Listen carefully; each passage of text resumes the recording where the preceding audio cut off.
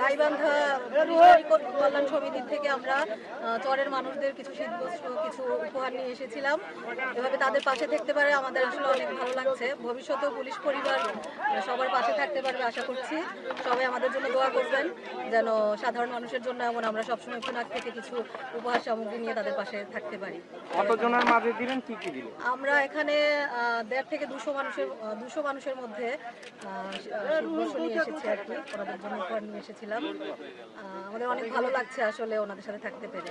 ভবিষ্যতে আশা করবো পুনাক গাইবান্ধা এবং আমাদের পুলিশ পরিবার থেকে ওনাদের সবসময় পাশে থাকার জন্য।